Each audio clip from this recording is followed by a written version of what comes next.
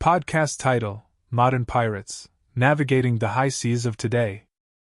Hello, everyone, and welcome to another episode of Global Insights. I'm Rachel. And I'm Tom. Today, we're exploring a topic that's as thrilling as it is serious: modern piracy. From the swashbuckling tales of old to the sophisticated operations of today, piracy has evolved significantly. We'll discuss what modern piracy looks like, where it happens, who these modern pirates are, and the global implications of their activities. Piracy often conjures images of the Golden Age of Piracy, with figures like Blackbeard and Captain Kidd. But today's pirates are very different from those romanticized in books and movies. Modern piracy is a complex and dangerous issue, with far-reaching consequences. That's right, Rachel.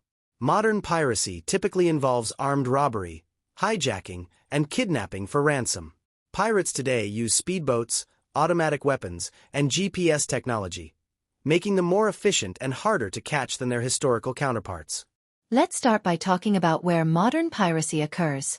While piracy can happen anywhere, there are a few regions that are particularly notorious. One of the most well-known hotspots is the coast of Somalia in the Horn of Africa. Somalia's coastline, along the Gulf of Aden and the Indian Ocean, became infamous in the early 2000s for a surge in pirate attacks. The lack of a stable government, widespread poverty, and lucrative shipping routes created a perfect storm for piracy to thrive.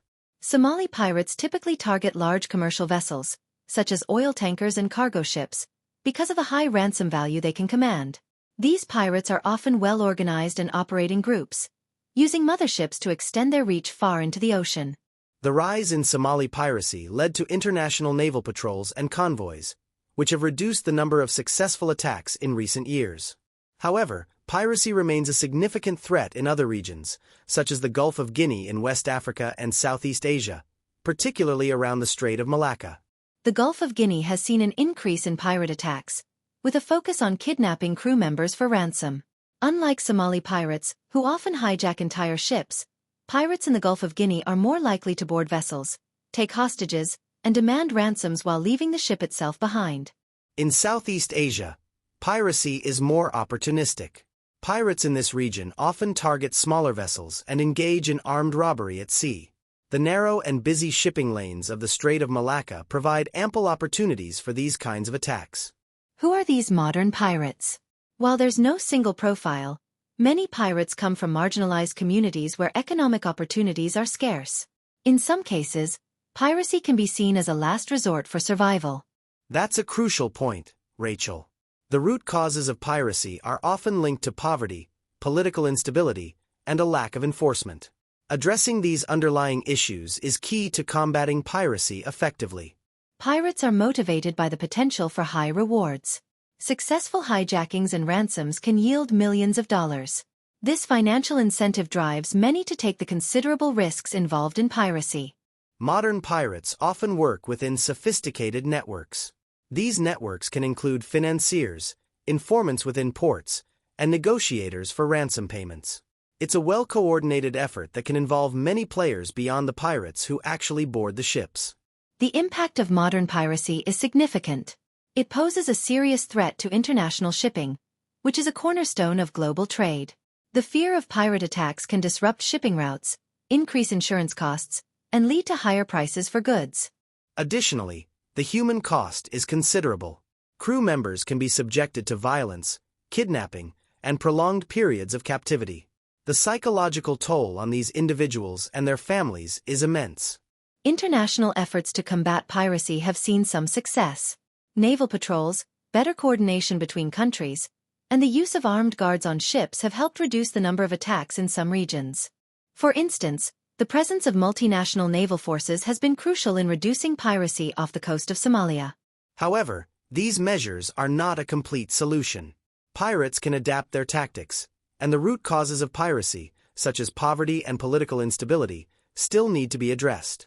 Long-term solutions require a combination of security measures and socio-economic development.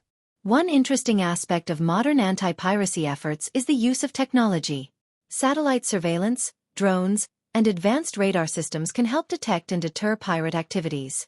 Shipping companies are also employing new strategies, such as rerouting ships away from high-risk areas and using non-lethal deterrents like water cannons and sonic devices. The private sector plays a crucial role as well. Insurance companies and shipping firms have invested in better security protocols and training for crew members to deal with potential pirate attacks. Collaboration between governments, international organizations, and the private sector is essential in the fight against piracy. It's also worth noting the legal challenges involved in prosecuting pirates. Jurisdictional issues can complicate efforts to bring pirates to justice, especially when attacks occur in international waters.